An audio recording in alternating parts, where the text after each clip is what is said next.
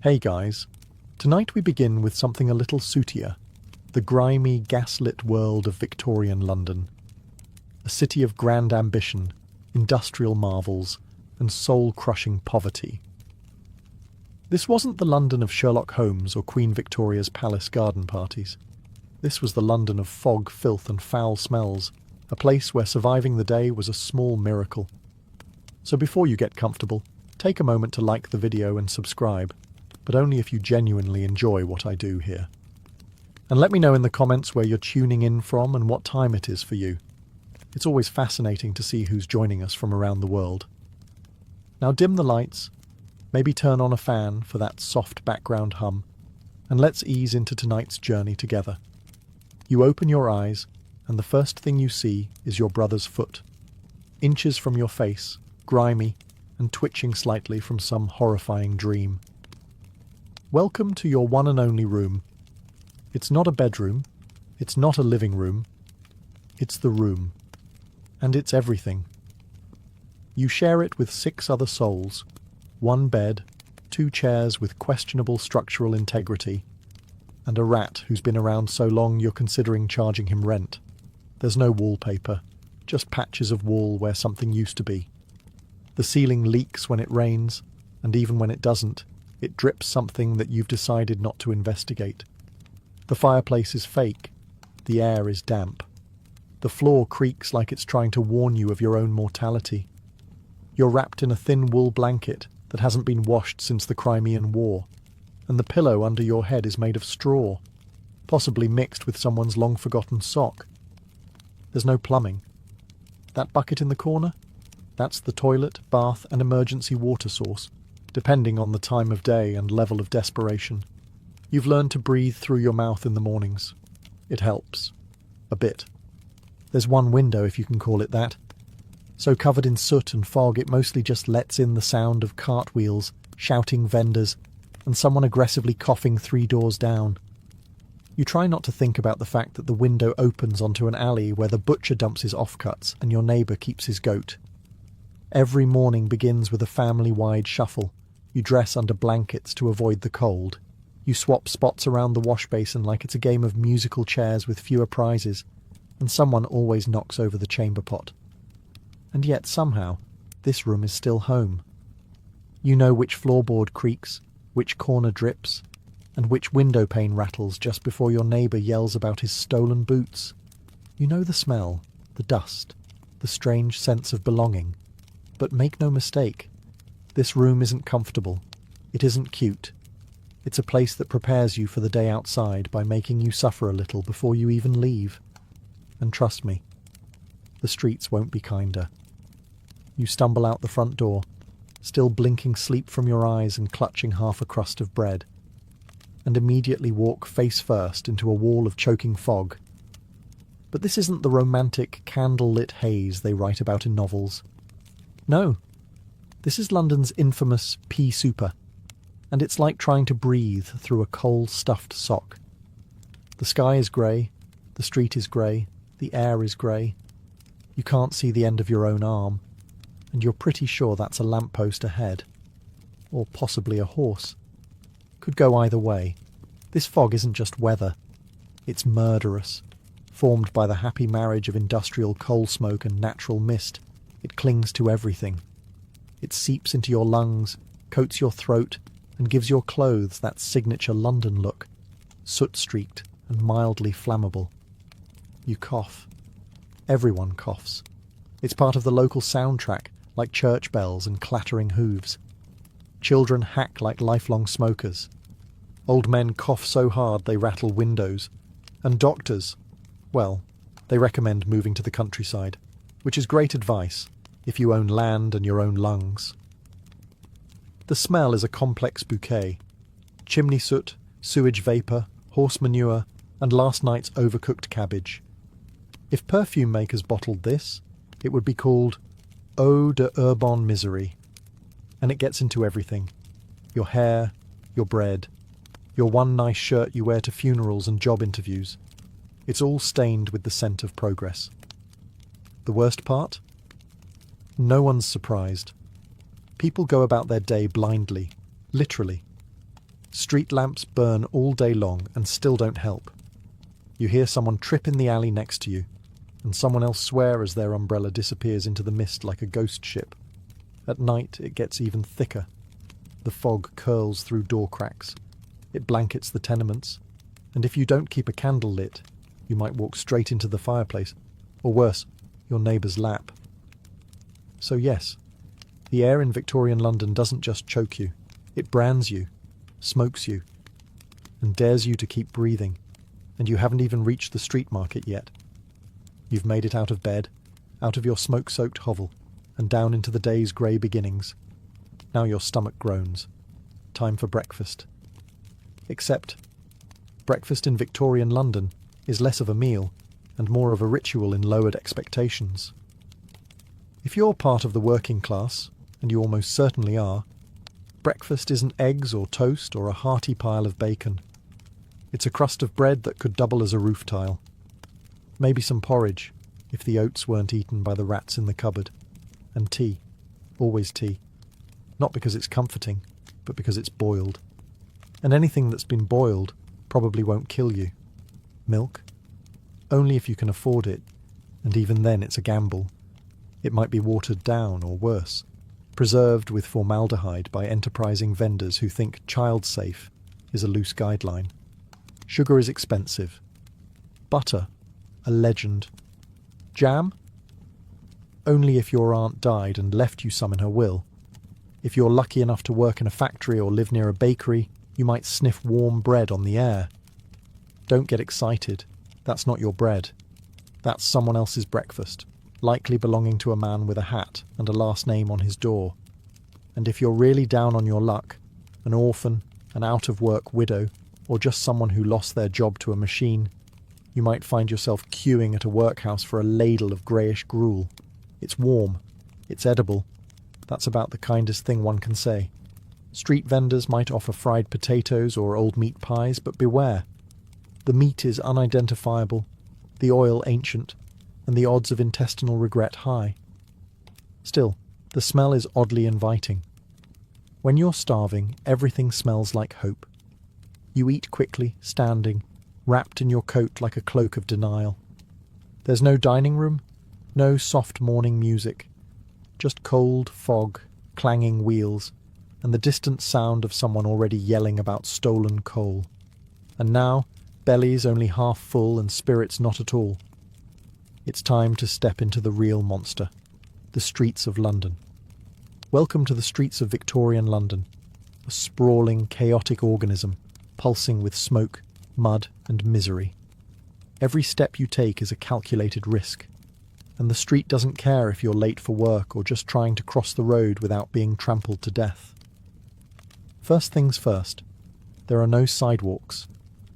Or if there are, they're so narrow, cracked and crowded that using them is a polite suggestion, not a safety guarantee. The main road is a mucky battlefield of hoofbeats, wagon wheels, and ankle-deep sludge. Horse-drawn carts barrel past at terrifying speeds. Carriages clip corners. One false move, and you're face down in a puddle that smells like something died in it, because something probably did. Now, mind the gutters. They run down the middle of the street, carrying all the city's discarded glory. Rotting vegetables, dead rats, coal ash, the contents of chamber pots dumped from upstairs windows, and the occasional shoe, foot optional. Crossing them without slipping requires Olympic-level balance, or a very long stick and no dignity. But it's not just the terrain that's out to get you. It's the people too. You've got street urchins darting around like caffeinated squirrels, pickpockets brushing against your coat, accidentally, and vendors yelling about eels, kippers, or something vaguely called meat. Everyone's yelling, all the time, about everything. There are also the coppers, trying to look important, while ignoring most of what's happening around them. If someone gets stabbed, they'll eventually wander over, assuming the shift hasn't ended, or they haven't been bribed to look the other way. The air, still thick with smog, now flavoured with horse manure and pipe smoke. And in the distance, you hear the bells of St. Paul's, Or maybe that's just your ears ringing after someone shouted in your face about chimney soot. Oh, and if it rains, which it does, often, the streets turn into rivers of filth. No one offers an umbrella. No one even looks surprised. You just pull your coat tighter and trudge through it, hoping your boots don't dissolve. And this is just your commute. Survive the streets, and you might live to find a job. Or at least something that pays enough to keep bread on the table and rats off your toes. You've navigated the sewers masquerading as streets, dodged horses and hooligans, and now it's time to make your living, if the city allows it. In Victorian London, a job isn't a title. It's a test of endurance, a way to slowly fall apart while clinging to the illusion of stability. If you're a man, you might be lucky enough to land work in a factory. 12 to 16 hours a day, 6 days a week, for wages that wouldn't feed a well-behaved cat. The noise is deafening. The air is full of soot, metal shavings and regret. If you lose a finger in the machine, don't worry.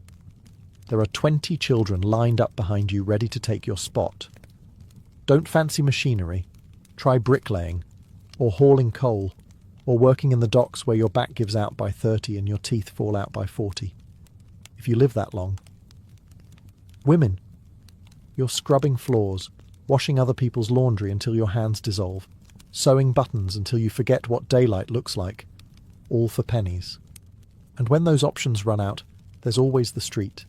No sick leave, no safety, and no sympathy.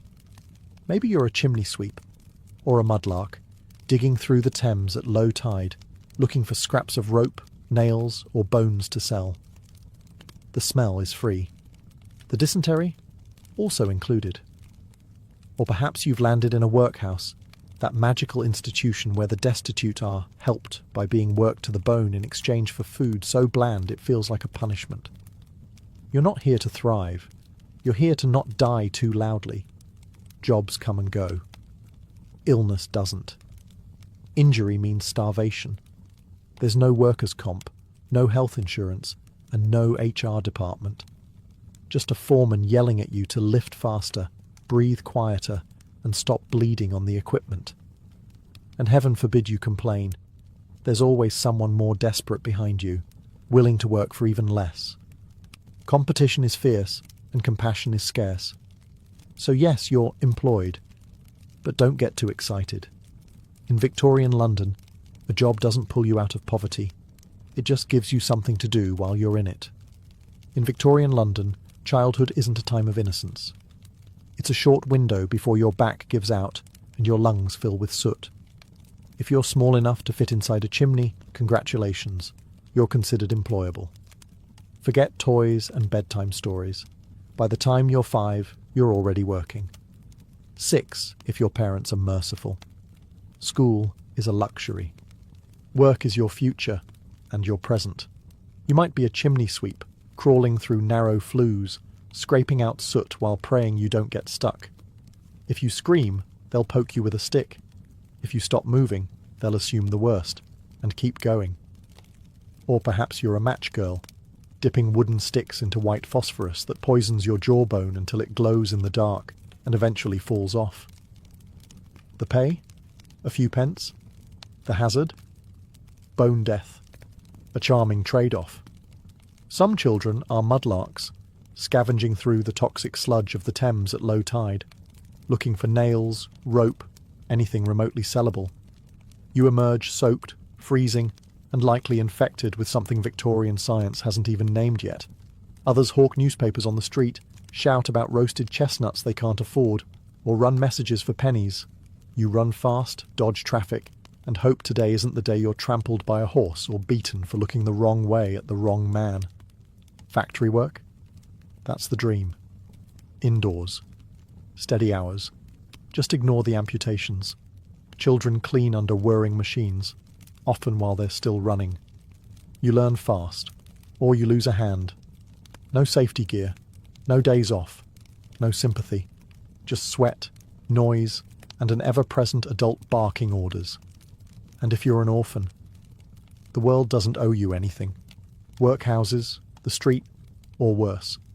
Some are sold into service. Others vanish, absorbed into the fog, a footnote in someone else's story. In the eyes of Victorian industry, children are cheap, obedient, and disposable. Childhood isn't stolen, it's simply never offered. And yet somehow, they survive. They play with scraps, sing songs in alleys, and laugh. Between shifts, between coughs. Because they have to. Because in London even children are expected to carry the weight of empire on their tiny, soot-covered shoulders. If you thought surviving Victorian London was hard as a man, try doing it as a woman. You work. All the time. And no, you don't get applause or medals.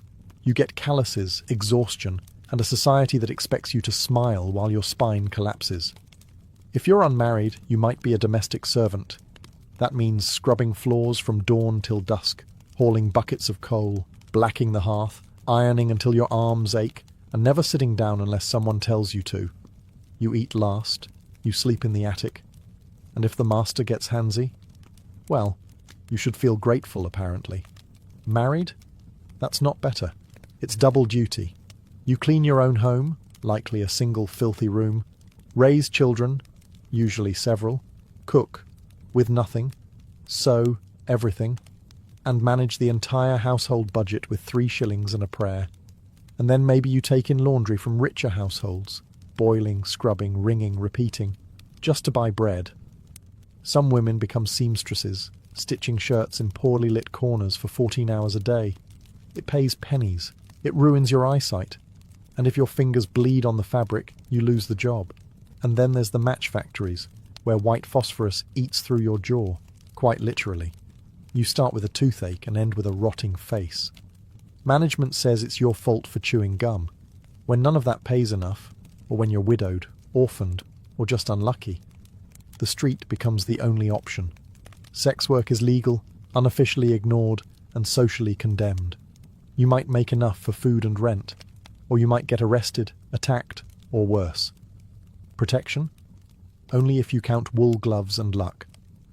Women in Victorian London are expected to be quiet, clean, obedient, and always busy. You're the moral centre of the home, even if the home has no floorboards, no heat, and no future. There are no rights, no maternity leave, no safety net. Just other women, sometimes kind, sometimes cruel, trying to survive the same nightmare. But somehow they do.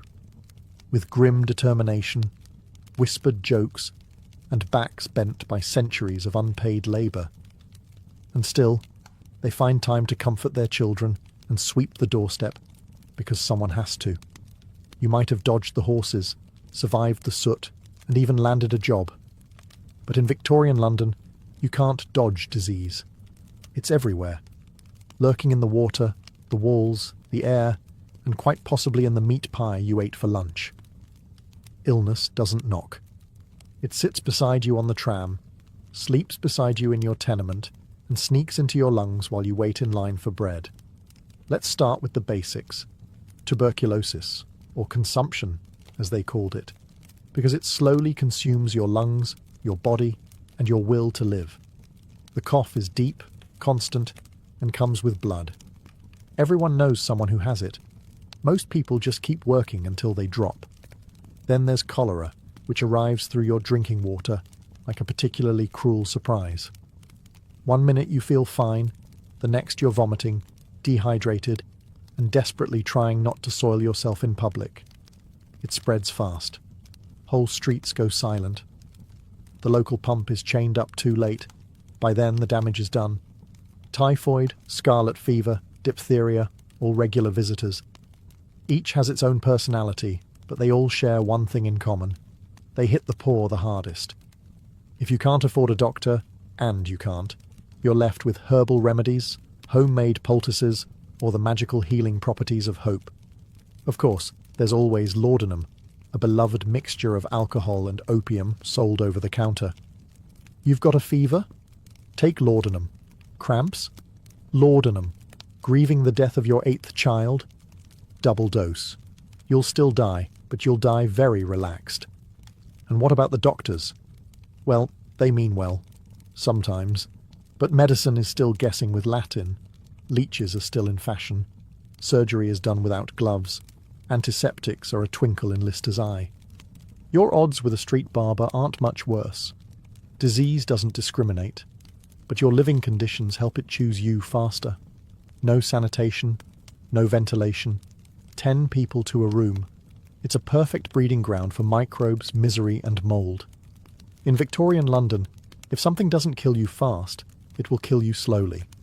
And if you're somehow still upright, time to refill your water. You're sweating through your soot-stained shirt, your lips are dry, and your throat feels like it's been sandpapered by coal dust. Time for a drink? Sure. But in Victorian London, water isn't your friend. It's a loaded pistol with a porcelain handle. Let's start with the Thames, the lifeblood of the city. It's also the toilet, the industrial dump, the animal graveyard, and, just for good measure, the city's main drinking water source. Imagine a stew of rotting vegetables, chemical runoff, dead dogs, human waste, and expired fish, flowing right past Westminster. Now pour a cup and say cheers. Don't worry, the water company says it's filtered. That means it's passed through a mesh of gravel, wishful thinking, and possibly someone's old boot. If you live in a working-class neighbourhood, your tap might come from a public pump down the street, which you share with 200 neighbours and 3 nearby factories. And the worst part? You might not even know it's deadly, until it's too late. Cholera loves bad water. So does typhoid. They swim freely through the pipes like microscopic sharks. Whole families are taken out within days. A shared bucket, a misused chamber pot, a splash from the wrong pump, and your headline material, if you're lucky. Bathing? Now that's adorable. Most people don't have bathtubs. If you're middle class, you might share one with the family once a week. If you're poor, it's a tin tub in the kitchen once a month, if that. And that same water might double as laundry rinse, dishwater, or a place to soak your aching feet. Hygiene is creative. The government starts installing sewers eventually, thanks to the Great Stink of 1858, when the smell from the Thames was so horrific that Parliament fled the building. It took stench to make change. Until then, you boil your water when you can, or drink beer, the safe Victorian beverage for children and adults alike. Weak, warm, and slightly fizzy with salvation. So yes, in Victorian London you can die from a glass of water. The trick isn't just avoiding thirst. It's avoiding where the thirst takes you. You've tried honest work. It's long, filthy, and barely pays enough to buy yesterday's bread.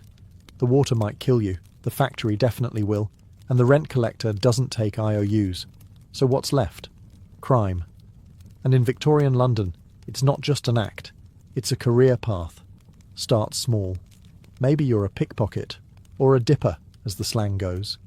You blend into crowds near the markets, bump someone gently, and vanish with a pocket watch or coin purse. Charles Dickens made Oliver Twist famous, but the real-life versions didn't get musical numbers.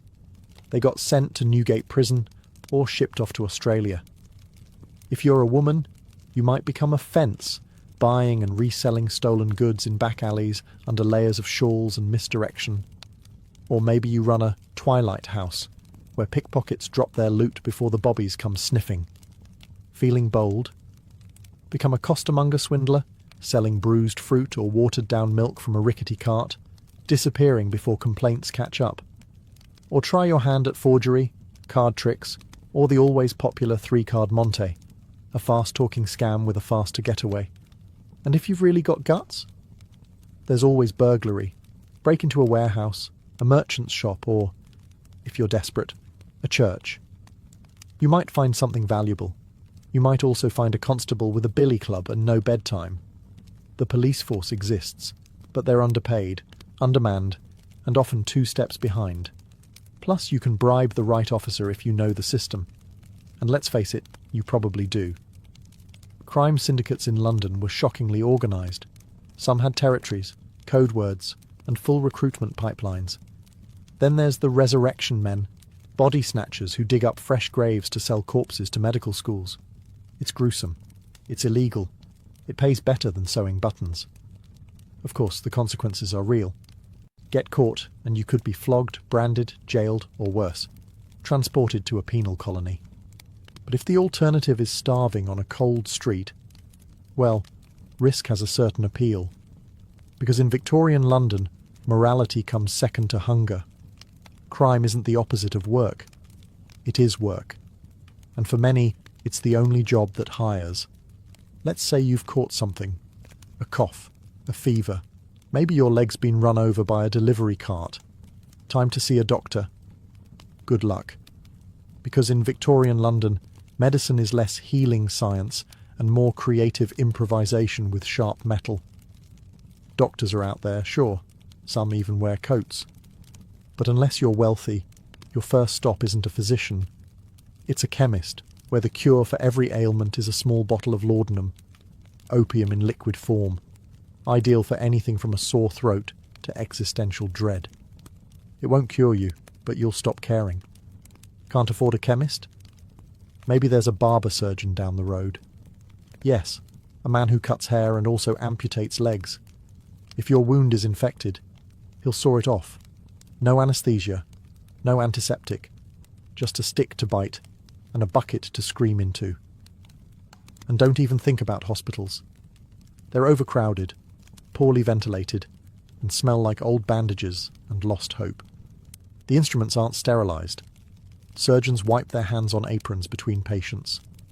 Germ theory exists, but many still think disease is caused by bad air and moral failure. If you survive the treatment, infection may finish the job. A splinter can become a death sentence. A toothache? That's 2 days from sepsis. And childbirth? Well, women go in with pain and come out with a baby or a gravestone. Sometimes both. Medical textbooks are filled with confidence and wrong guesses. You might be prescribed bleeding, mustard plasters, or a mild electrocution to stimulate the humours. They balance the body by draining it, mostly of blood, money, and hope. There are a few progressive doctors with new ideas. Cleanliness, hand washing, maybe even antiseptics. But they're usually mocked by their peers. After all, how dare anyone imply that a gentleman doctor's hands carry germs? So what do most people do when sick? They wait. They sip herbal tea. They light a candle and lie very still. Because every treatment carries a risk, and recovery often feels more accidental than intentional. You don't go to the doctor to get better. You go because you've run out of other options. And sometimes, just sometimes, you come back out alive. The sun sets, the gas lamps flicker to life, and the fog thickens like a shroud. You might think the city calms down at night, but this is Victorian London. When the light fades, the real dangers come out. Forget cosy firesides and quiet evenings. The streets belong to shadows, and they're not empty. The gaslight barely cuts through the mist. Everything is a silhouette, a hunched figure in the alley, a cloaked shape behind a lamppost, footsteps that echo one beat too many. If you're out alone, you're either lost or you've run out of better options. The police patrol in pairs, swinging their truncheons and trying to look menacing. But even the constables know certain alleys are best left alone. Criminals own the night, and most wear shoes softer than a copper's boots. Robbers, cutthroats, and pickpockets thrive after dark. And if your route takes you through Whitechapel or Limehouse, you hold your breath and walk faster.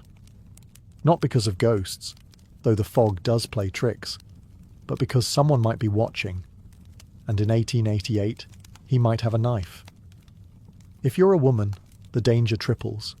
Men leer from corners. Offers are whispered. Some follow. Others don't bother whispering. The darkness hides everything. Faces, screams, and sometimes bodies. Even if you stay indoors, you're not always safe. Tenement buildings creak and groan. Rats scratch behind walls. Arguments erupt 2 floors down and end with breaking glass or breaking bones.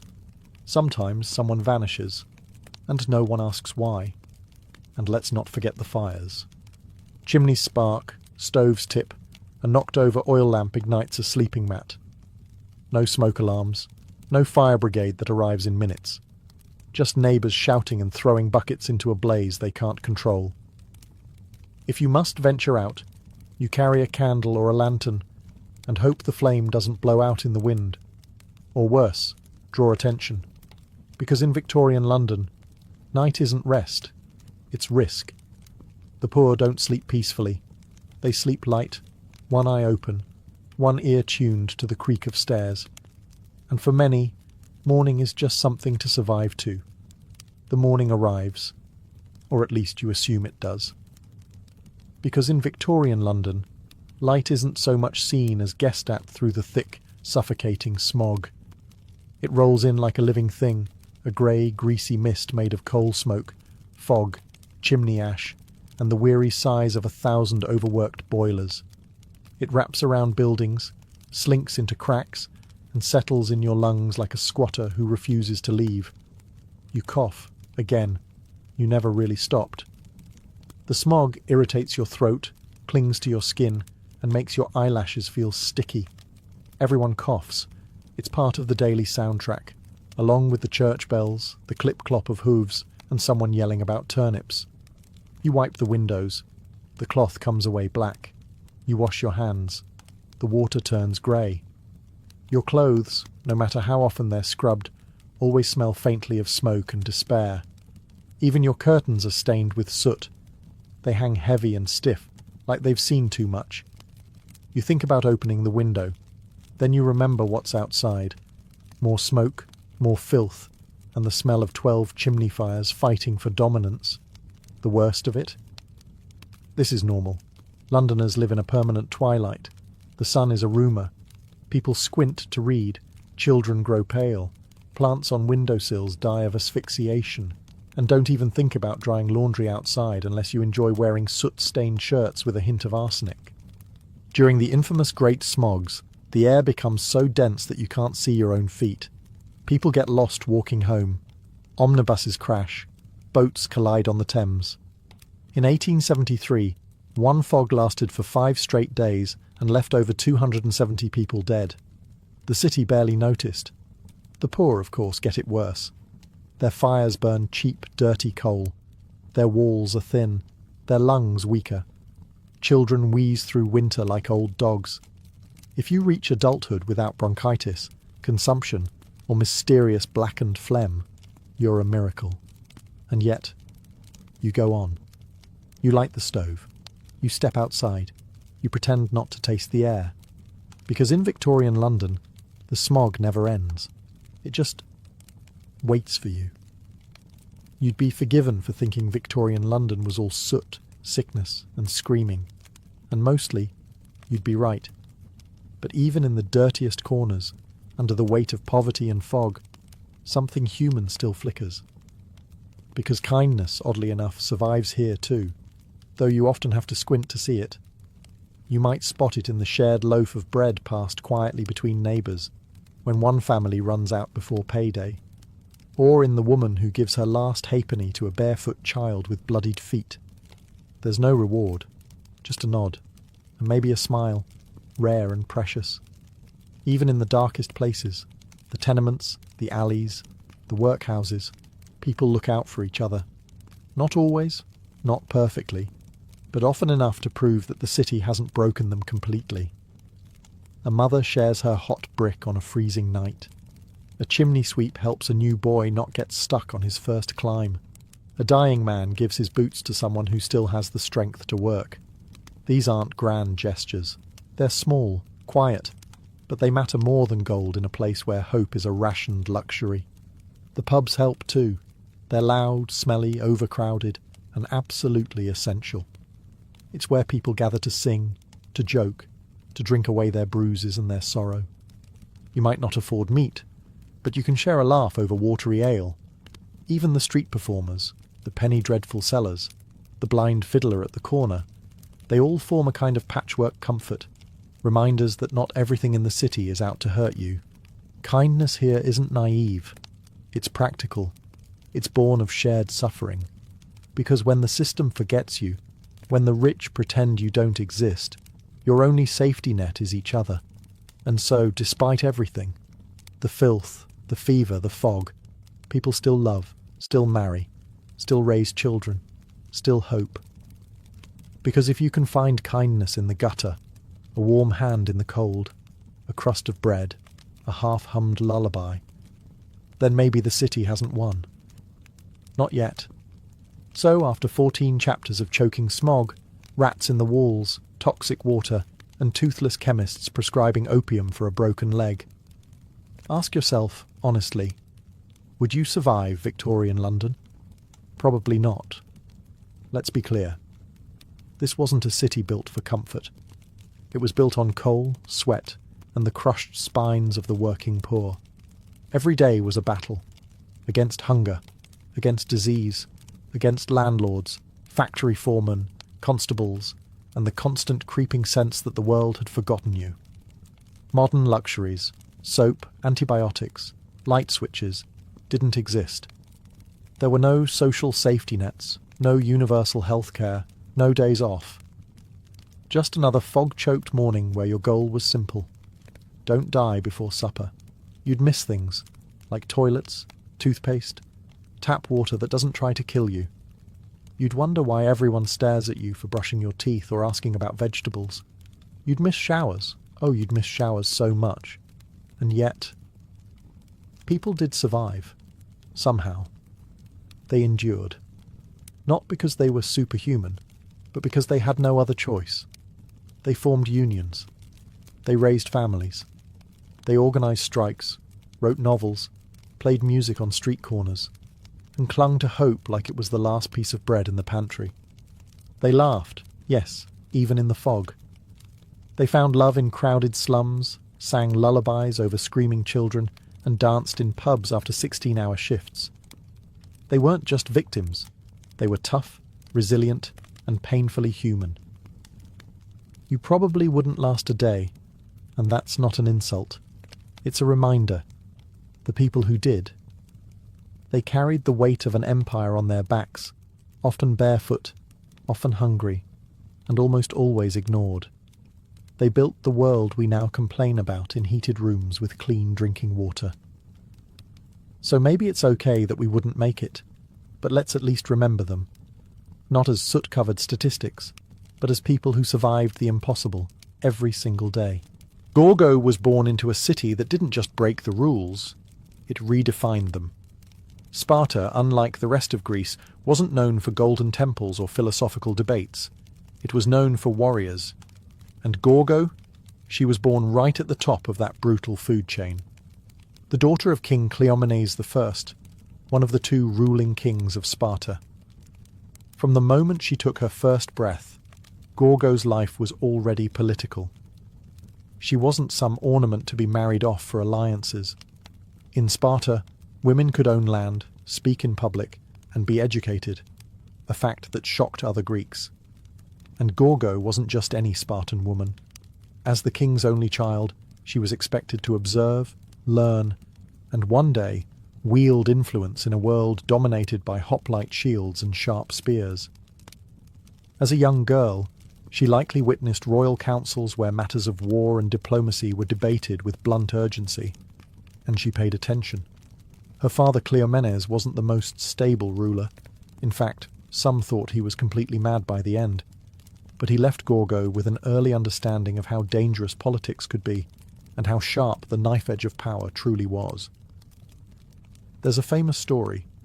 When she was only about 8 or 9 years old, a foreign ambassador tried to bribe her father to support the Persian Empire. While the adults whispered, young Gorgo stepped forward and boldly warned her father, "Father, you had better leave, or this stranger will corrupt you." That wasn't just precocious, it was fearless. Her father listened, and the man was thrown out of Sparta. The lesson? Gorgo had teeth, and people learned early not to underestimate them. So before she was even of marriageable age, Gorgo was already showing signs of political brilliance and steel-edged judgment. She wasn't just royalty by blood, she was royalty by behaviour. And in a society that admired discipline, clarity, and brutal honesty, Gorgo thrived. Her destiny was already in motion. Not as a passive queen in a gilded palace, but as a Spartan lioness ready to guard her people, and, if needed, speak louder than the kings themselves. Gorgo's marriage to King Leonidas was not a tale of courtly romance or opulent weddings. This was Sparta, where practicality reigned and weakness was despised. Leonidas wasn't just any Spartan man. He was a warrior through and through, known more for his silence and scars than for charm or poetry. But Gorgo was not looking for poetry. She was looking for power and a partner. By marrying Leonidas, she became queen. But unlike queens elsewhere in Greece, Gorgo didn't fade into the background. There were no secluded women's quarters for her, no endless weaving by candlelight. Spartan queens were expected to speak, to advise, to stand beside their kings as intellectual equals. And Leonidas knew exactly who he had married. Gorgo was clever, fiercely loyal to Sparta, and utterly unafraid to speak her mind, even to him. Their partnership was built on mutual respect. In the famously terse style of their people, they likely spoke few words, but every word counted. Gorgo, raised in the fire of politics since childhood, likely advised Leonidas on diplomatic tensions, Persian threats, and internal Spartan rivalries. While other Greek women were hidden from public life, Gorgo helped shape Spartan policy from within the palace walls and beyond. One of her most legendary moments came during the build-up to the Persian invasion. As tensions with Xerxes grew, Leonidas prepared to march north with his small army of 300 Spartans. Before he left, Gorgo, now a seasoned political mind, wasn't overcome with tears or begging. Instead, she offered him just 6 chilling words. "Come back with your shield," or "on it." That wasn't just a farewell. That was an order. It was the ultimate Spartan command, reminding her husband that death in honour was preferable to life in shame. If he couldn't win, he was to die standing. And Leonidas did. At Thermopylae, he and his 300 fell to the last man, buying precious time for Greece to rally. His death would echo through history, but Gorgo's words would echo louder. She didn't just send her husband off to die. She helped forge the myth of Thermopylae itself. While Leonidas died a hero, Gorgo lived to protect the legacy, and perhaps to shape the empire his sacrifice tried to save. After Leonidas's death at Thermopylae, many queens would have slipped quietly into mourning, perhaps disappearing from the public eye. Not Gorgo. In fact, her influence only grew stronger. She had become more than just a widow. She was now the living symbol of Spartan resilience. And while statues were built for the fallen, Gorgo became a living reminder of why they fought in the first place. With Leonidas gone, Sparta was vulnerable, not just militarily, but politically. The war with Persia still raged, alliances were fragile, and tensions ran high across the Greek world. In this chaos, Gorgo acted as both guardian and strategist. Though we don't have detailed records of her day-to-day political maneuvers, several ancient sources, including Herodotus, make it clear. When matters of diplomacy or internal threat arose, Gorgo was consulted. She wasn't just included, she was trusted. One story tells of a hidden message sent to the Spartans on a wooden tablet. The text had been scraped away and replaced with wax to disguise its contents, a warning about Persia's coming invasion. The men of the Spartan court were baffled, but Gorgo, calmly assessing the strange tablet, instructed them to scrape off the wax. Beneath it, the original message revealed the dire news. Gorgo had solved a diplomatic riddle that could have cost Sparta everything. Her insight likely saved thousands of lives. But Gorgo's genius wasn't just in puzzles. She understood the fragile web of alliances that held the Greek city-states together, and the threat that Persian gold posed to it. While Athens and other cities were notoriously vulnerable to bribes, Gorgo's sharp warning from childhood still applied. Beware of gifts that reek of corruption. She encouraged a stance of uncompromising honour, even when it was politically risky. And the Spartans listened. Because when Gorgo spoke, it wasn't with the softness expected of women in most of the ancient world. It was with the precision of a soldier, and the clarity of a strategist. She knew what was at stake, not just Sparta's land, but its very soul. Even in grief, Gorgo remained unshaken. The shield Leonidas carried into battle may have been lost, but Gorgo became something greater, the mind that would carry Sparta through its darkest days.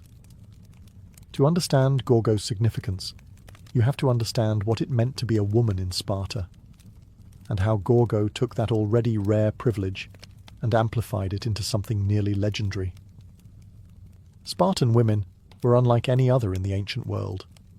While Athenian women were confined to the home, barred from politics and barely educated, Spartan women were trained to be physically strong, mentally sharp, and socially assertive. This wasn't just cultural flair, it was survival strategy. Spartans believed that strong women produced strong sons, so girls ran, wrestled, and trained alongside boys in their youth. They were expected to be healthy, confident, and unafraid to speak blunt truths. But Gorgo wasn't just one of many tough Spartan women. She was the finest example of what Spartan womanhood could be.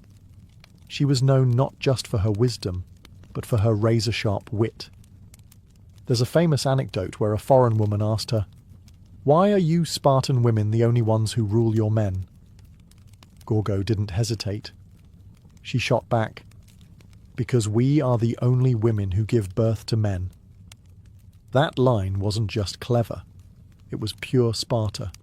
It signalled a culture where female strength was seen as essential, not ornamental. In Gorgo's world, motherhood wasn't a passive role. It was a political one. To raise a Spartan son was to train a future warrior, and for Gorgo, raising her own son, Pleistarchus, who would become king after Leonidas, was an act of devotion not just to family, but to the entire Spartan state. She likely oversaw his early education, surrounded him with the values of honour, sacrifice and discipline, and instilled in him a love, not for glory, but for duty. Yet Gorgo never flaunted her power. She didn't need to. Her voice carried weight precisely because she used it sparingly, and always with precision. She wasn't a ruler in name, but a force in reality. While Sparta remained a dual monarchy led by men, Gorgo's presence ensured there was always a keen-eyed strategist watching from behind the throne. In many ways, she was the unspoken law of Sparta, upholding its ideals, pushing its leaders, and sharpening its spine. Gorgo didn't just redefine what it meant to be a queen, she redefined what it meant to be a Spartan. The death of Leonidas at Thermopylae was a seismic moment, not just emotionally but politically. He had become a martyr for all of Greece, a symbol of resistance against Persian tyranny. But Sparta could not afford to weep for long. War was still raging, and the decisions made in the months that followed would determine the fate of the entire Greek world. And while Gorgo held no official rank, her influence didn't vanish with her husband's body. With her son, Pleistarchus, still a minor, a regency had to be established. While historical records don't list Gorgo as a formal regent, we can be sure she had a role in guiding his education and shaping the political decisions made in his name. This wasn't a time for grieving mothers. This was a time for cold calculation. The Persian threat was still looming, and Greece was deeply divided. Athens wanted to fight on sea, Sparta on land. Unity was fragile. It was likely during this critical period that Gorgo became something of an unofficial advisor to the Spartan Gerousia, the Council of Elders. She understood both Persian cunning and Greek pride, and more importantly, she understood how to balance Spartan honour with practical survival. Sparta could not afford to be reckless, nor could it afford to look weak. Gorgo had seen what unchecked ambition did to her father Cleomenes, and she had learned how to walk the tightrope of power. She would have been present as Sparta debated its next steps, whether to march north again, whether to commit troops to the naval battle of Salamis, or whether to defend the Peloponnesus and let the rest of Greece fend for itself. These were not easy decisions, and they were being made by men who had just lost their king in a blaze of glory. Gorgo's presence, rational, emotionally controlled, and deeply patriotic, may have been the anchor Sparta needed. There is no record of her giving orders, but there didn't need to be. Spartan queens led through example, not decree. Her mere survival, her unshaken presence, was itself a kind of leadership. In a city obsessed with honour, Gorgo had already proven that she could carry the shield. And now, without Leonidas, she carried the memory of his sacrifice into every political decision that followed. As the war against Persia raged and the years passed, Gorgo's role subtly shifted, from queen consort to queen mother, from political influencer to guardian of legacy. Yet she was never a relic of a past era. Gorgo remained a living embodiment of Spartan ideals, a presence so formidable that even without a crown or battlefield, she still commanded attention. Her son, Pleistarchus, eventually took the throne, but he was not the kind of king his father had been. Quiet, less known, and largely absent from military glory, Pleistarchus ruled in the long shadow cast by Leonidas. And behind him, still watching, was Gorgo, the woman who had raised him, shaped him, and ensured he understood what it meant to carry the blood of a hero. But what made Gorgo exceptional wasn't just her connection to two kings. It was her mind, her reputation, and the rare fact that she appears by name in multiple ancient sources, something extremely uncommon for women in classical history. Herodotus, the so-called father of history, mentions her more than once, praising her intelligence and recounting her ability to solve riddles and navigate political threats. In a world where women were often nameless shadows, Gorgo stood out, not as a myth or a lover or a tragic figure, but as a mind to be reckoned with. She was, in many ways, the embodiment of what Sparta wanted to believe about itself. A society where even women were strong, wise, and ready to defend their homeland at any cost. Gorgo didn't need to fight with a spear. She fought with words, with counsel, with unwavering resolve. Her contributions weren't made on dusty battlefields, but in war councils and private conversations, in raising a king and keeping a nation emotionally intact during its darkest hours. Even centuries later, her name remains one of the few ancient Spartan women preserved by history. Not because she was a queen, but because she was impossible to forget. In an age when the achievements of women were easily erased, Gorgo's intellect, sharp tongue, and political bravery left a mark too deep to wash away. She didn't inherit greatness. She carved her own version of it. And Sparta, brutal and uncompromising as it was, loved her for it. Sparta prized few things: silence, strength, and discipline. But Gorgo managed to make her voice one of its sharpest weapons. She didn't speak often, but when she did, her words were remembered for centuries. She was living proof that in a culture where words were precious, the right ones could echo louder than shields clashing in battle. Gorgo was a master of Spartan wit, a form of verbal warfare all its own. She didn't use metaphors or flowery speeches. She used the truth, delivered like a knife to the heart of pretense. One of her most quoted responses came when a foreign woman asked, "Why are Spartan women the only ones who rule their men?" Gorgo's reply was legendary. "Because we are the only women who give birth to men." The line wasn't just a jab, it was a manifesto. In 6 words, she summarized the entire Spartan worldview and female empowerment the way only a Spartan could, with blunt, blistering pride. She used language like a general uses tactics. When she exposed the bribe attempt to her father as a child, she didn't stammer or plead. She issued a warning. When Persian messages came hidden in wax, she offered the solution without hesitation. Gorgo didn't just speak. She strategized through words, and Sparta listened. In a male-dominated society built around the sword, Gorgo showed that intellect could be a battlefield too. Her statements have the rhythm of command and the clarity of someone who understood power, not as ornamentation, but as responsibility. She didn't need to scream to be heard. She made every word a dagger. And what made her words so devastating was that they were always anchored in truth. She didn't bluff. She didn't flatter. Gorgo knew exactly what was expected of her. As a queen, as a Spartan, as a woman who had seen kings fall and wars ignite. She met those expectations head-on, not with emotional outbursts, but with calculated, unforgettable replies. Her voice was her weapon. Her intellect was her armour.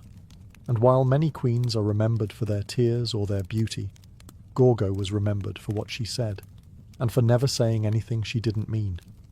In Sparta, that was the highest form of respect anyone could earn. Gorgo's later years were spent in a city that never softened. Unlike other Greek polis that evolved into cultural centres, Sparta refused to compromise its militaristic identity. It remained rigid, proud, and dangerously insular.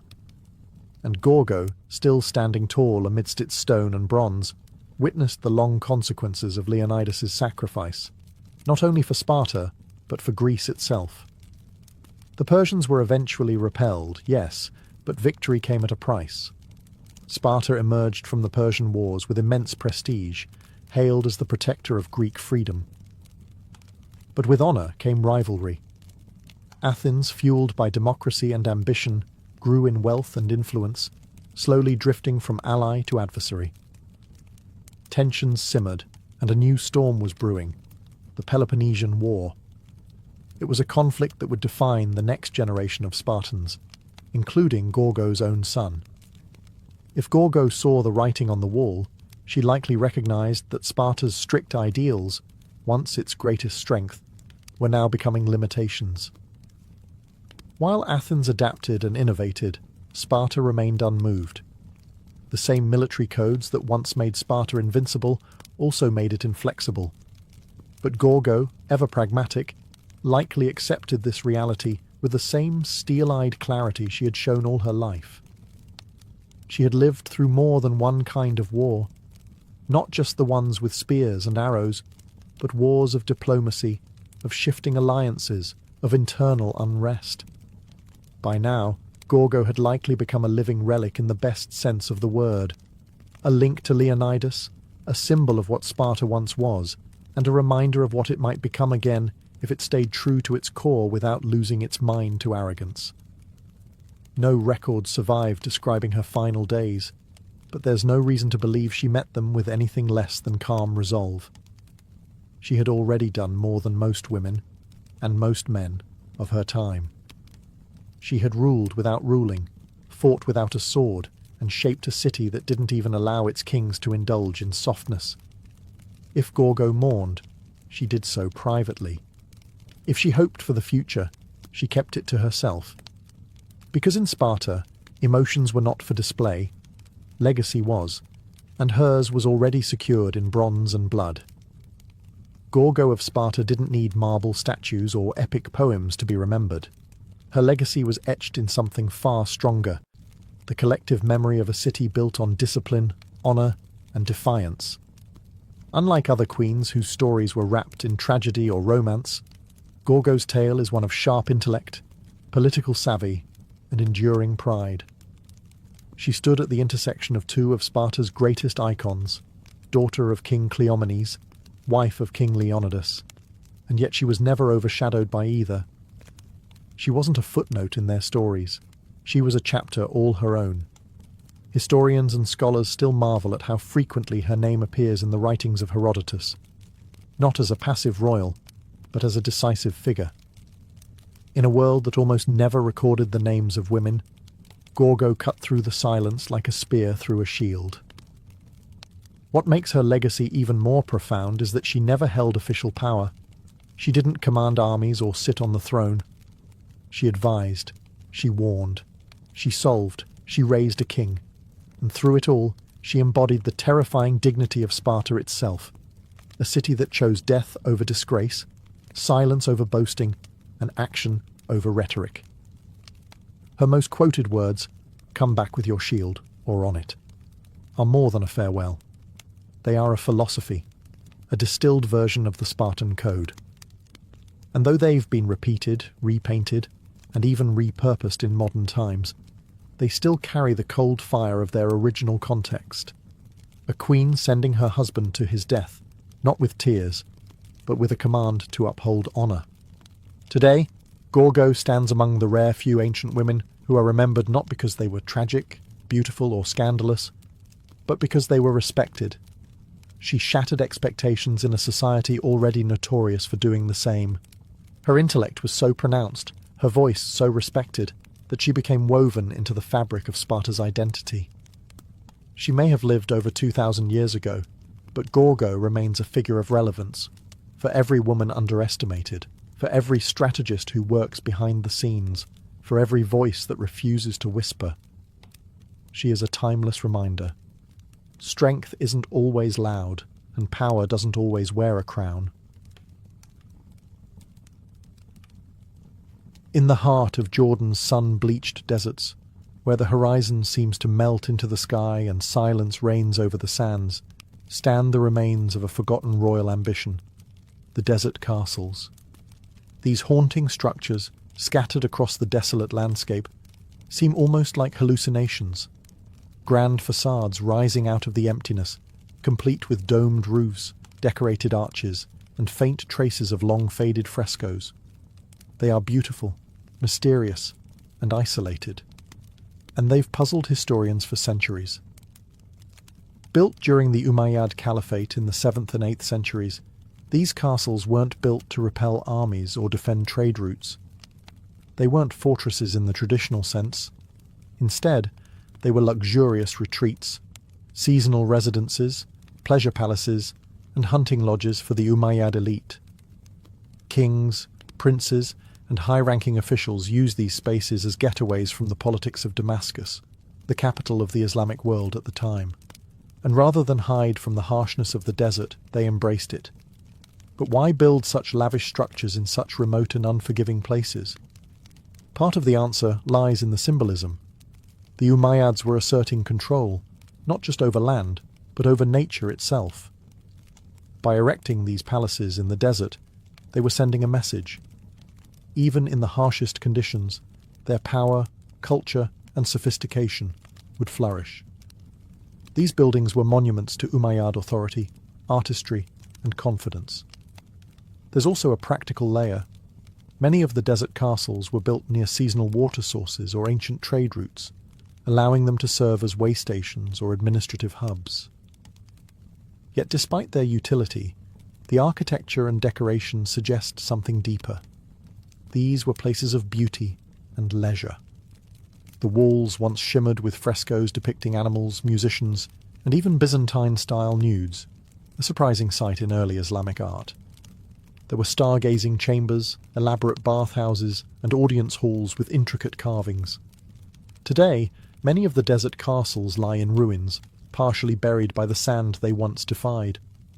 But even in decay, they tell a story of a time when the desert was not a place to escape, but a place to transform. In these silent stones, the Umayyads left behind more than architecture. They left an echo of empire, ambition, and oasis-born luxury. To understand the desert castles of Jordan, we must step into the mindset of the Umayyads, the first great Islamic dynasty, rising from the sands of Arabia to rule an empire that stretched from Spain to Central Asia.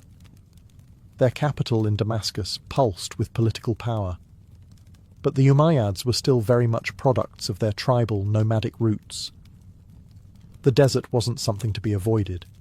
It was their origin story, the crucible that had shaped their ancestors. And so, instead of leaving the wilderness behind, they brought civilization into it. The Umayyads were consolidating their rule in a rapidly expanding empire. They needed to display authority, but also legitimacy. What better way to impress local tribes and foreign envoys than with palatial retreats in the middle of nowhere, built with cosmopolitan flair and imperial elegance? These desert estates served as venues for diplomacy, hunting expeditions, and elite gatherings, far from the watchful eyes and political intrigue of Damascus. But these weren't crude hunting lodges. They were sophisticated, often blending Roman, Byzantine, and Persian architectural influences. The Umayyads had inherited the architectural vocabulary of the lands they conquered, and they weren't afraid to mix styles. Some of the castles featured mosaics of grapevines, fountains framed with Corinthian columns, and frescoes filled with mythical creatures. This eclectic blend of East and West sent a clear message. The Umayyads were not just desert warlords. They were heirs to a broader, multi-civilizational legacy. In places like Qasr al-Mashatta, you can still see intricate stonework adorning the outer walls, with floral and geometric designs that suggest a fusion of Islamic restraint and Greco-Roman exuberance. At Qusayr Amra, frescoes depict bathing scenes, musicians, and even a painting of the Six Kings, an image showing rulers from Byzantium, Persia, and Ethiopia paying tribute to the Umayyads. It was visual propaganda carved in pigment and plaster. These castles weren't just about comfort, they were about image. The Umayyads understood that power needed a stage. In these desert theatres, far from the noise of the capital, they performed dominance, luxury, and cultural sophistication. They used the emptiness of the desert like a canvas, and on it they painted a vision of empire that was both ancient and utterly new. Among all the desert castles, none captivates the imagination quite like Qusayr Amra. Located deep in the Jordanian desert, it looks modest from the outside, a squat structure of dusty stone, half buried in the vast stillness of its surroundings. But step inside, and you enter a different world. Walls alive with images, colours that defy the harshness outside, and frescoes that whisper secrets from 13 centuries ago. Built in the early 8th century, Qusayr Amra is thought to have been commissioned by Caliph al-Walid Fais or one of his princes. It served as a pleasure palace and bathhouse, part spa, part political retreat, part cultural statement. The building features a domed audience hall, several bathing rooms, and a vaulted ceiling painted with the constellations, an Umayyad observatory hidden in the desert. But it's the frescoes that make Qusayr Amra extraordinary. Covering nearly every surface, they depict a world far removed from modern assumptions about early Islamic art. There are images of dancing women, wine drinking, musicians strumming lutes, hunting scenes, and even Greek mythological figures like Hercules. The ceiling of one room shows the zodiac and personifications of the planets.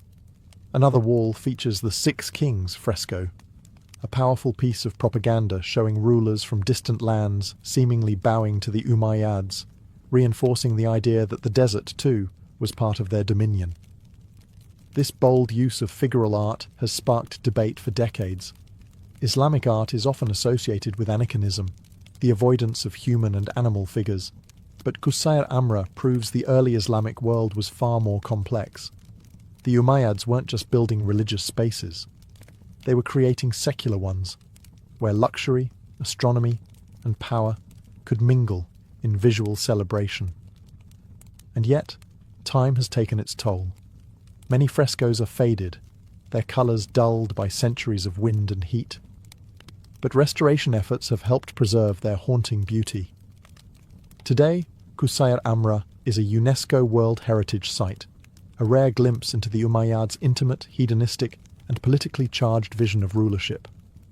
In the middle of a dry, empty plain, Qusayr Amra still whispers of courtly songs, hot baths, and starry ceilings. It is not just a building, it is a desert dream, painted in defiance of time. Qasr al-Karana rises like a mirage from the desert plains east of Amman, a massive, symmetrical box of limestone and precision. From a distance, it looks like a military stronghold. Thick walls, narrow slits resembling arrow loops, and no visible entrance from 3 sides. But here's the twist. Qasr al-Karana isn't a fortress. At least, not in the traditional sense. Its secrets lie not in warfare, but in its puzzling design and uncertain purpose. Built around the early 8th century, this desert structure is one of the best preserved Umayyad castles, yet scholars remain divided over what it actually was. Despite its fortress-like appearance, there are no real defences, no battlements, no water source, and no evidence of a standing garrison. The narrow slits may have let in light, but they wouldn't have stopped attackers. So why the armoured disguise? The prevailing theory is that Qasr al-Karana served as a caravanserai, a roadside inn for traders, travellers and diplomats crossing the desert. Its 60 or so rooms, arranged over 2 floors around a central courtyard, could easily accommodate guests, servants, and animals. It may have also functioned as a meeting point for tribal leaders, a space for the Umayyad administration to exert influence over the Bedouin tribes who controlled the routes of the desert. Inside, the structure reveals more subtle sophistication. There are vaulted ceilings, decorative niches, and even traces of plasterwork. The second floor features rooms that may have been used for gatherings or negotiations, private enough to conduct business, but grand enough to impress. Some of the graffiti etched into the walls suggest literate guests from diverse regions, offering clues to its wide usage. Qasr al-Kharana feels like a riddle, built to look like a fortress, but behaving like a salon. Its very ambiguity may have been intentional. In a time of expanding borders and political uncertainty, appearances mattered. The structure signalled strength, stability, and hospitality, all at once. Today, visitors can walk through its echoing corridors, peer out through the narrow windows, and imagine what deals, arguments, and alliances once echoed within. It is a castle of shadows and subtlety, more diplomatic chessboard than battlefield. In the emptiness of the Jordanian desert, Qasr al-Kharana stands not as a monument to war, but as a stage for politics and pageantry. Qasr al-Mashata may be ruined today, but even in its fragmented state it dazzles with ambition. Located just south of Amman, this Umayyad palace was never fully completed, yet its unfinished bones still whisper of imperial dreams. Among all the desert castles, Qasr al-Mashata is perhaps the most architecturally elaborate, and its surviving facade is one of the finest examples of early Islamic stonework in existence. What immediately strikes visitors, and historians, is the extraordinary stone relief that once adorned its southern facade. Carved with geometric patterns, floral motifs, and stylized animals, the wall is a stunning fusion of Byzantine, Sasanian, and early Islamic artistic traditions. It's a visual manifesto of the Umayyad identity, powerful, cultured, and inclusive of the civilizations it had conquered or inherited. Ironically, much of the facade isn't in Jordan anymore. In the early 20th century, the Ottoman Sultan gifted part of it to the German Kaiser. Today, the largest surviving portion resides in the Pergamon Museum in Berlin, a fragment of desert glory displaced into European marble halls. But even without it, the ruins at Mashata remain remarkable. You can still see the carefully arranged foundations, the outlines of a grand courtyard, and hints of the richly ornamented entrance hall. So what was Qasr al-Mashata meant to be? Most scholars believe it was intended as a winter palace, not just a retreat, but a royal statement. Its scale and artistry suggest it was meant to impress visitors, perhaps foreign dignitaries or tribal allies. The palace would have featured audience halls, private quarters, courtyards, and even a mosque, all part of a self-contained oasis of power in the desert. But then, construction abruptly stopped. Some say the death of Caliph al-Walid II, who commissioned it, led to its abandonment. Others point to structural issues or shifting political priorities.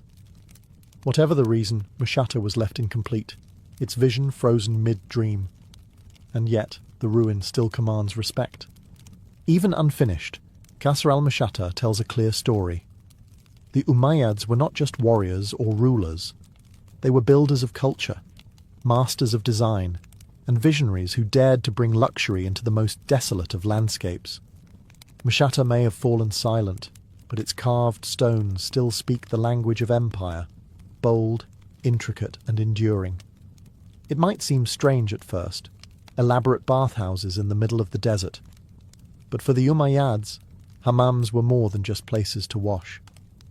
They were spaces of ritual, relaxation, diplomacy, and even celestial contemplation. Scattered throughout the desert castles of Jordan, these bath complexes stand as testaments to how the Umayyads brought civilization and comfort into one of Earth's most unforgiving environments. Take Qusayr Amra, for example. Behind its painted walls lies a complete Roman-style bath system, apoditarium, changing room, tepidarium, warm room, caldarium, hot steam room, and a furnace system underneath to heat it all, just like the old Roman thermae. The technology wasn't new, but the intent was freshly Islamic. The Umayyads had absorbed the knowledge of their conquered territories and adapted it to their own needs. In a world where water was precious, having a functioning bathhouse was a sign of serious wealth and power. It demonstrated the caliphate's ability to manipulate nature, not just survive it. Bathing wasn't just hygienic, it was social. Here, rulers and courtiers could relax, host tribal leaders, or discuss matters of state away from the prying eyes of the court. It was intimacy wrapped in ceremony. And then there's the art. In the steam-filled walls of these hammams, we find frescoes that challenge expectations, zodiac signs, planetary figures, bathing women, musicians, hunting scenes. The ceilings in some bathhouses even resemble ancient planetariums, especially in Qusair Amra, where constellations are meticulously painted across the dome. It's as if the act of bathing was elevated into a cosmic experience, linking the physical cleansing of the body with the spiritual vastness of the heavens. This embrace of luxury wasn't decadence, it was calculated. The Umayyads weren't Puritans. They believed that showcasing their refinement was a way to legitimize their power. And in the desert, where luxury was scarce, a steaming bath was as much a political statement as a military parade. These hammams, tucked inside lonely palaces, offered not just water, but culture. Places where sand gave way to steam, and where the stars above were mirrored in painted ceilings below. They remind us that even in exile from the capital, the Umayyads lived not with austerity, but with elegance and intention. One of the most mesmerizing and overlooked aspects of Jordan's desert castles is how many of them seem designed not just for comfort or politics, but for the stars. In a time before telescopes and apps, the night sky was both map and mystery. The Umayyads, inheritors of Greco-Roman science and Persian cosmology, looked to the heavens with both spiritual reverence and intellectual curiosity. And they brought that fascination into the architecture of their desert retreats.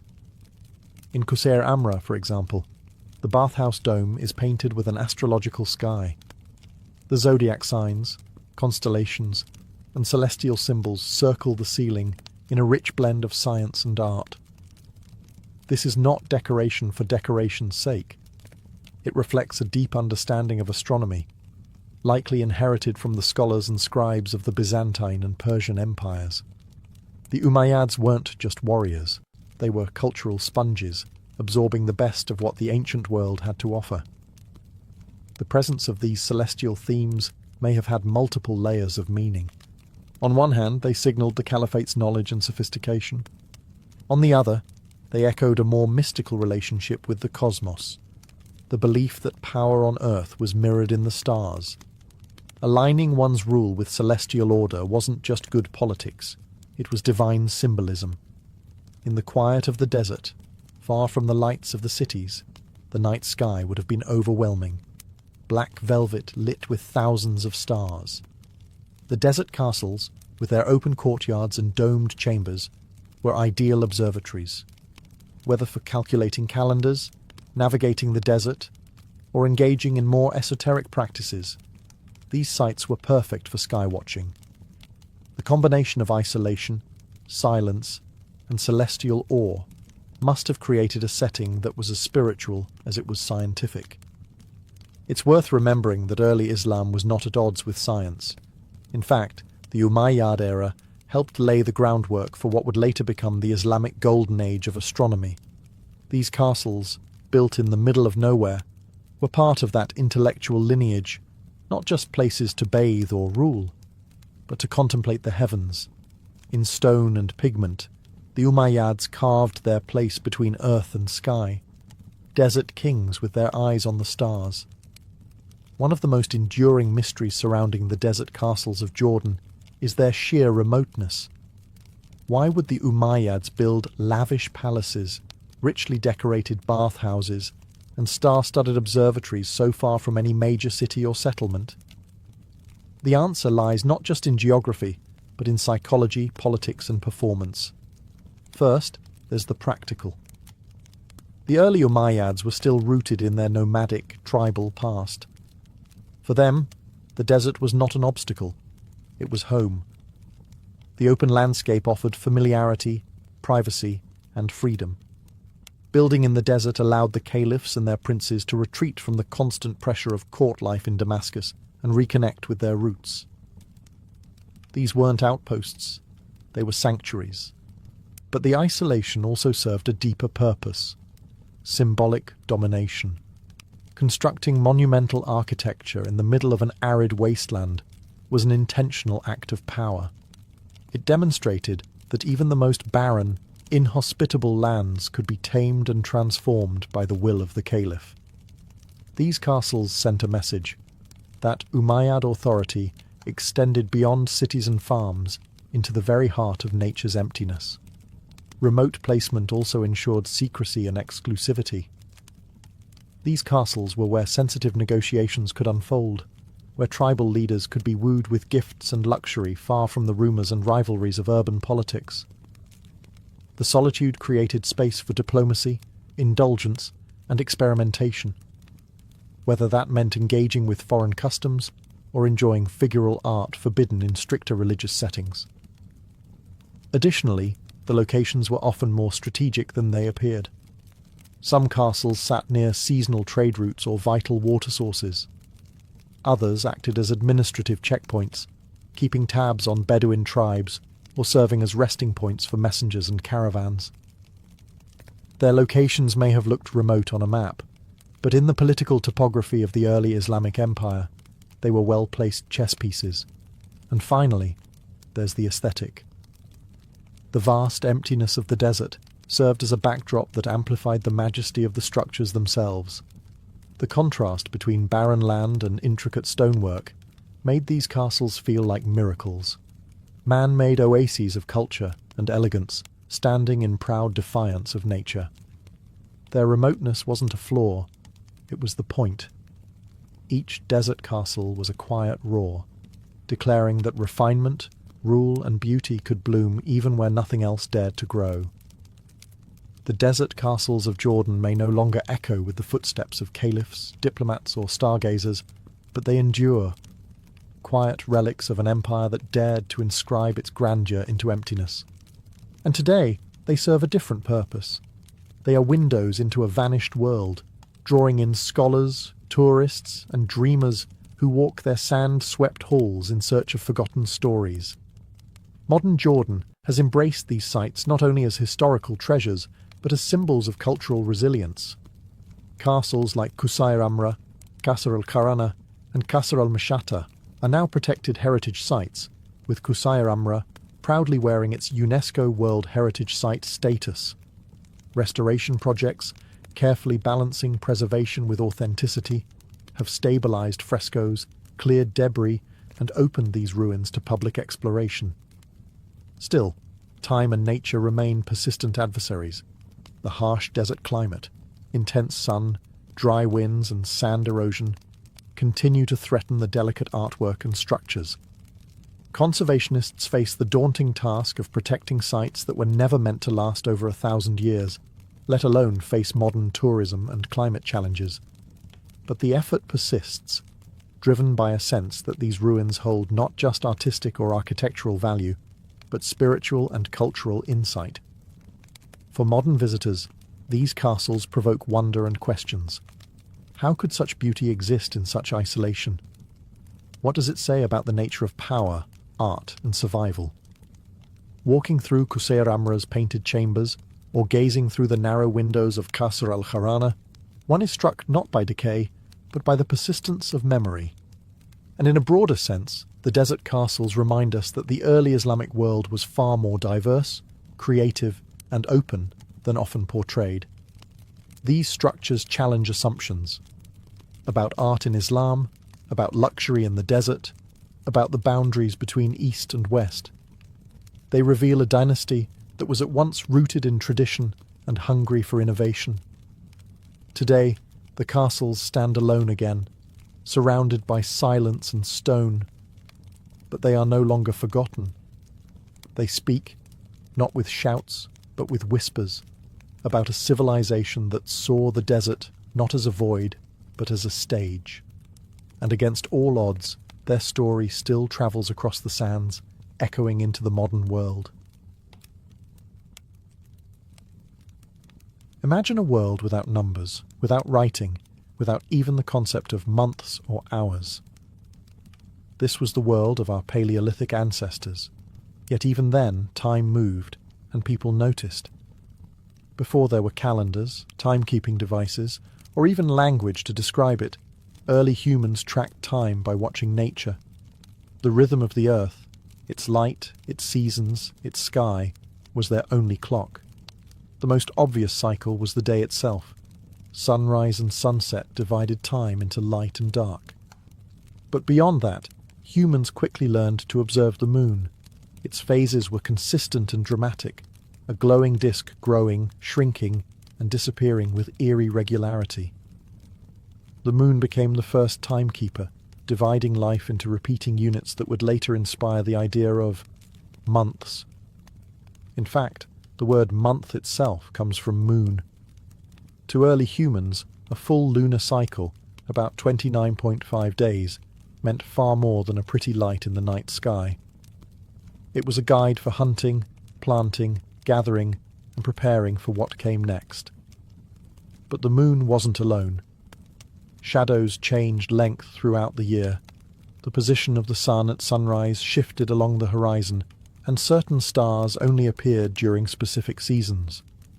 Over generations, communities began to notice these patterns, and more importantly, to pass them on.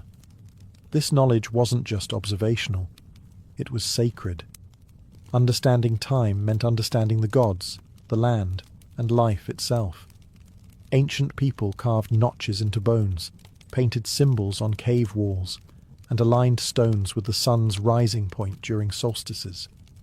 These weren't primitive scribbles, they were early efforts at marking the passage of time. Some of the oldest known calendars come from 30,000 years ago, antler bones with carved tally marks, possibly tracking moon cycles or menstrual cycles, both deeply tied to survival and fertility. In the absence of clocks, early humans lived in tune with nature's cues. Time was not abstract, it was the breath of the earth. It told you when to move, when to hunt, when to hide, and when to hope. Before time had numbers, it had meaning, and before it had names, it had stories, etched in stone, passed by firelight, and guided by the heavens above. For ancient humans, the moon wasn't just a source of light, it was a clock written in the sky. Its phases were predictable and mesmerizing, waxing crescent to full moon, then waning to darkness before the cycle began again. This roughly 29.5-day rhythm was the earliest and most universally observed natural cycle. Long before civilizations rose, hunter-gatherers across continents were counting moons. Not years or weeks, but moons. These lunar phases became the foundation of the first real calendars. We know this because archaeologists have found engraved bones and stones with carved markings in repeating sequences, likely tallying the days between each visible moon phase. Some of these artifacts are over 30,000 years old, predating writing and even agriculture. One such find, the Ishango bone from Central Africa, contains a series of notches that many scholars believe correspond to a lunar calendar, perhaps even one used to track fertility or hunting seasons. Why the moon? Because it was the easiest way to see time change. Solar changes happened slowly, and stars required deep knowledge. But the moon was obvious, shifting every few days and offering a sense of progress. For early humans, especially nomadic ones, this was practical and reliable. A month was a complete moon cycle, and 12 of those came close to a full solar year, though not quite. This mismatch would cause problems later, especially for agricultural societies that needed more accurate planting schedules. As civilizations began to form, many cultures formalized these lunar calendars. The Babylonians, Egyptians, Chinese, Maya, and Hebrews all used versions of lunar timekeeping. Some, like the Islamic calendar, remain strictly lunar to this day. Others began adjusting, adding leap days or months to sync the moon's cycle with the solar year. But in these early stages, the moon reigned supreme. The calendar wasn't just a tool, it was a sacred map. The moon was often personified as gods, goddesses, or celestial beings who watched over the people. Its cycles were tied to festivals, rituals, and myths. In tracking the moon, early humans weren't just measuring time, they were giving it meaning. The moon taught us to count, and in counting we began to understand time not as an endless blur, but as something that could be held, named, and passed on. As human societies evolved from nomadic bands to settled agricultural communities, the moon alone was no longer enough. Farming required more than knowing when a month had passed. It demanded precise awareness of the seasons, when to plant, when to harvest, when rains would come or frost would return. And for that, early humans turned to the sun. Unlike the moon, the sun's movements were subtle, stretching across the horizon over the course of a year. But those who observed patiently began to notice a pattern. The sun did not rise and set in the same place every day. At certain times of year, what we now call the solstices and equinoxes, the sun reached key turning points. These became cosmic anchors, marking the longest and shortest days, and the times when day and night balanced perfectly. Ancient people began to build solar calendars, not with ink, but with stone. The most famous example is Stonehenge in England. Though its exact purpose remains debated, its alignment with the summer and winter solstices is unmistakable. On those days, the sun rises or sets perfectly in line with specific stones. In a world without clocks, this was breathtaking precision. Similar alignments appear across the globe, in the Nabta Playa stone circle in Egypt's desert, in Chaco Canyon in North America, and in the temples of Machu Picchu. These weren't random. They were built by sky watchers who connected celestial events with agricultural cycles and religious rituals. For these ancient societies, the sun was more than a giant torch. It was divine. Many cultures worshipped solar deities, Ra in Egypt, Inti in the Andes, Surya in India. The return of the sun after the longest night was often cause for celebration, symbolizing rebirth and continuity. These festivals, aligned with solar events, eventually formed the backbone of early religious calendars. Tracking the sun required patience, architecture, and spiritual vision. It meant observing not just 1 month at a time, but a full solar year, mapping the sky, recording the horizon, and marking time with permanence. Where the moon gave us motion, the sun gave us structure. Through stones and shadows, humans began to bind the heavens to the earth. And in doing so, time was no longer just a cycle. It became a calendar, carved into the land, aligned with the stars, and wrapped in the sacred. For early civilizations, tracking time wasn't just about agriculture or seasons. It was a spiritual act. Time itself was sacred, a divine rhythm flowing from the heavens into daily life. Each moment had meaning. Each season carried cosmic weight. Calendars weren't simply charts, they were instruments of ritual, designed to align human behavior with the will of the gods. In ancient Mesopotamia, priests climbed ziggurats not just to be closer to the sky, but to observe the stars and planets. These observations weren't purely scientific. They were acts of devotion. The Babylonians divided time with stunning accuracy. A 7-day week, a 360-day year, and even a base 60 number system that still influences how we measure minutes and degrees. But this wasn't about efficiency. It was about order. By measuring time, they were mirroring the divine structure of the universe. Egyptians took it even further. Their calendar, one of the most advanced in the ancient world, was tied closely to the Nile and the rising of Sirius, the brightest star in the sky. When Sirius reappeared at dawn, it signaled the flooding of the Nile, a life-giving event. That celestial moment, marked the start of the Egyptian New Year, a celebration tied to fertility, rebirth, and the favour of the gods. Across the ocean, the Maya developed one of the most intricate calendar systems ever devised, combining lunar cycles, solar years, planetary motions, and sacred numbers into an interlocking series of time counts. Their Tzolk'in calendar tracked a 260-day spiritual cycle, while the Harb tracked the 365-day solar year. Time for the Maya was not linear. It was cyclical, divine, and deeply bound to prophecy and ritual. Every moment had a spirit. Every date had a destiny. Festivals, sacrifices, coronations, and even wars were timed to coincide with celestial rhythms. Kings were crowned not just when politically convenient, but when the stars aligned. To ignore the calendar was to invite chaos, not just in the fields, but in the cosmos. In this world, to keep time was to hold power, not over people, but over meaning itself. Sacred time governed the lives of ancient civilizations, and through sun, moon, and star, the calendar became not just a record of passing days, but a bridge between the mortal and the divine.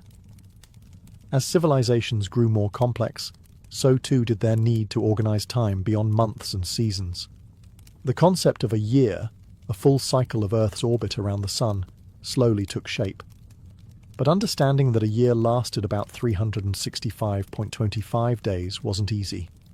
It took centuries of observation, correction, and yes, frustration. The earliest formalized years were often imperfect. Lunar calendars, while useful, created a problem.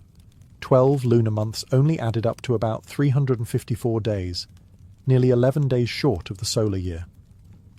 Over time, this gap caused chaos. Harvest festivals began to drift into the wrong season, and spring rituals occurred in the heart of winter. Civilizations had to make a choice: stay loyal to the moon or correct the drift. Many opted for the latter. The Babylonians created a lunar calendar but added an intercalary month every few years to realign the calendar with the seasons. The Egyptians, however, took a bolder step. They abandoned the moon entirely and adopted a solar calendar. 365 days divided into 12 months of 30 days, with 5 extra days tacked on at the end. This was revolutionary and incredibly accurate for its time, but the Egyptian year still lagged behind the true solar year by a quarter of a day. Over centuries, this caused a noticeable drift. New Year festivals fell later and later. Enter the Romans, who inherited both Egyptian and Greek timekeeping and attempted to clean it up. Their early Roman calendar was a confusing blend of lunar months and political manipulation. Months were added or removed based on political needs, causing enormous inconsistencies. It wasn't until Julius Caesar introduced the Julian calendar in 45 BCE that things changed. Advised by the Alexandrian astronomer Sosigenes, Caesar implemented a 365-day year with a leap day every 4 years, accounting for that pesky extra quarter day. It was a monumental fix and the first truly solar calendar to gain widespread use across an empire. The idea of a year became not just a tool for farming, but for taxation, governance, military campaigns, and religious observances. The calendar now shaped empires. The invention of the year was humanity's triumph over chaos, a decision to place order on the swirling sky. And once we'd named the year, we began to measure everything within it, giving history its rhythm and civilization its pulse. With the year defined, humanity's next challenge was to break it down, to carve the vast stretch of days into manageable, meaningful chunks.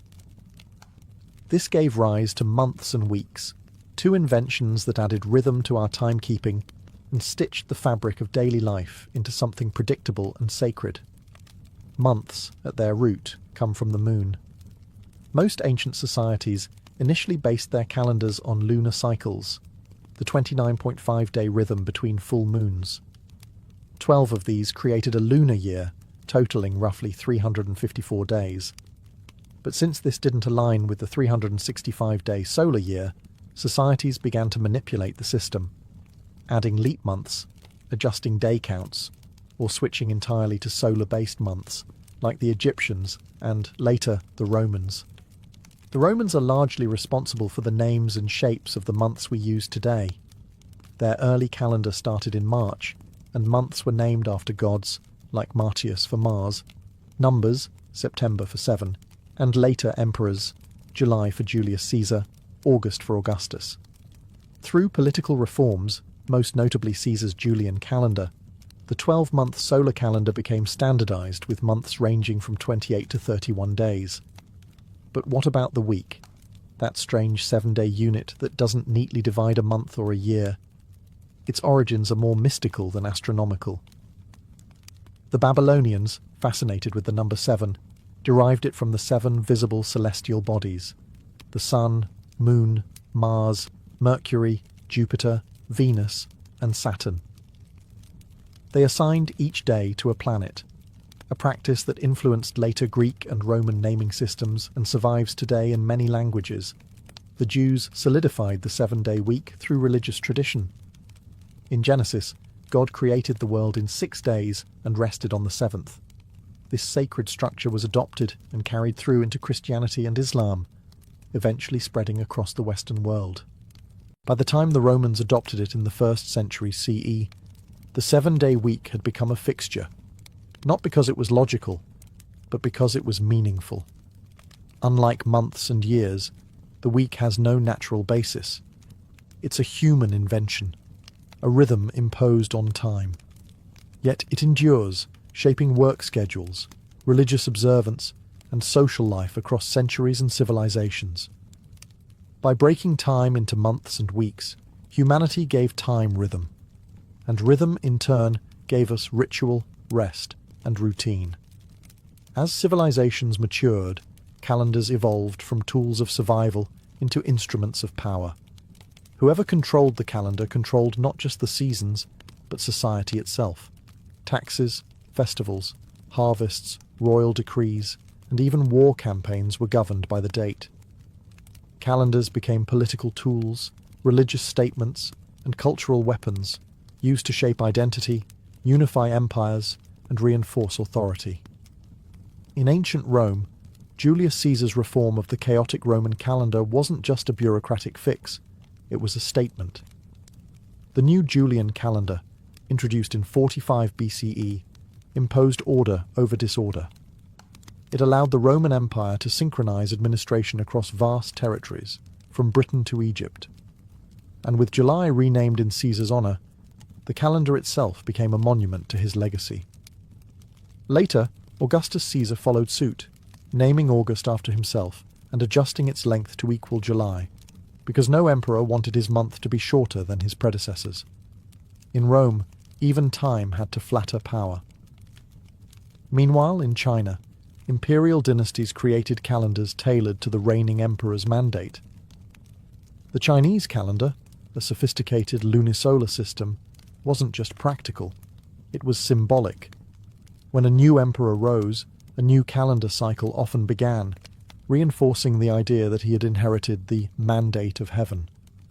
The calendar reflected cosmic harmony and the emperor's place within it.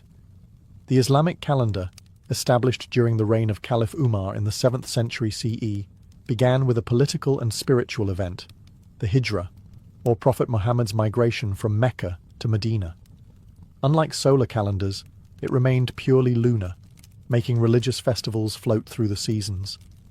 That fluidity, however, became a unifying thread, tying Muslims across different regions and climates to the same spiritual timeline. Even in medieval Europe, calendars became battlegrounds for authority. The Church aligned saints' days and religious festivals with pre-existing pagan cycles to ease conversion. Time itself was baptized. The calendar didn't just tell people what day it was, it told them how to behave. Calendars weren't neutral. They were curated by those in charge, defining when debts were due, when armies marched, when gods were honored, and when history began. From emperors to priests, kings to astronomers, the right to mark time became a form of dominion, because to shape the calendar was to shape reality itself, to make your story the rhythm of everyone else's life.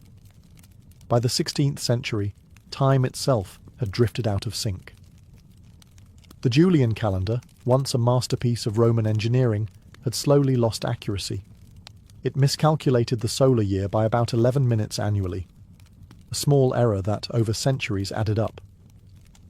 By the 1500s, the spring equinox, which once fell around March 21st, had crept backward to March 10th. For a church that depended on precise dates to celebrate Easter, this was a theological crisis.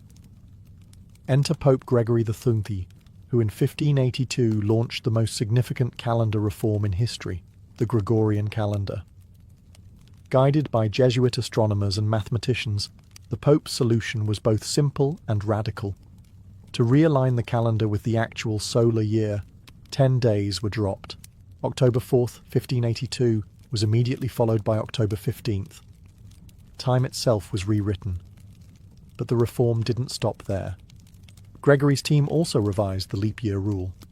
The Julian calendar added a leap day every 4 years, but that was too generous. The new rule kept the leap year every 4 years, unless the year was divisible by 100, unless again it was divisible by 400. So 1600 was a leap year, but 1700, 1800, and 1900 were not. This corrected the long-term drift and brought the calendar's accuracy within 26 seconds per year of the solar cycle. Still, adoption wasn't immediate or universal. Protestant and Orthodox nations viewed the Gregorian calendar with suspicion, seeing it as a Catholic power play. England didn't adopt it until 1752, by which point the error had grown to 11 days. Russia didn't switch until after the Bolshevik Revolution in 1918. The result? For centuries, dates could differ drastically between countries. Imagine two people celebrating New Year's 2 weeks apart in neighbouring lands. Despite resistance, the Gregorian calendar eventually became the global standard, not because of religion, but because of practicality. As science, navigation, commerce, and international diplomacy grew, the world needed a shared system of time. The Gregorian calendar was simply too precise, too useful to ignore. This wasn't just a correction. It was a revolution in how humanity experienced time. With the stroke of a papal pen, the world's days were recalibrated, and modern timekeeping was born. In the end, the Gregorian reform did more than fix Easter. It aligned the human clock with the celestial one, once again making time a dance between heaven and earth. Today, the calendar feels ordinary, something printed on smartphones, office walls, and kitchen magnets. But behind its grids and numbers lies a legacy thousands of years in the making, a journey from sacred ritual to mechanical precision, from observing the stars to syncing with satellites. Timekeeping, once the domain of priests and astronomers, is now a global system, standardized, regulated, and relentlessly ticking. We now use the Gregorian calendar almost universally. It governs everything from international law to shipping schedules, space missions, and the Olympic Games. But while this calendar dominates, others still exist, echoing ancient rhythms. The Islamic Hijri calendar continues to guide religious life for millions of Muslims. The Hebrew calendar governs Jewish holidays and traditions. The Chinese lunar calendar shapes festivals like the Lunar New Year. In India, regional calendars coexist alongside the Gregorian one. Humanity didn't abandon its diversity. It simply added layers of utility on top of ancient roots. And then there's atomic time, the most precise method of timekeeping ever created. Based on the vibrations of cesium atoms, International Atomic Time, TAI, measures seconds with such accuracy that it would only gain or lose 1 second every hundreds of millions of years. From this, we derive Coordinated Universal Time, UTC, the global time standard used for everything from internet protocols to airline schedules. Leap seconds are sometimes added to UTC to account for Earth's slightly inconsistent rotation, a reminder that, even in the age of perfection, the planet itself refuses to be completely predictable.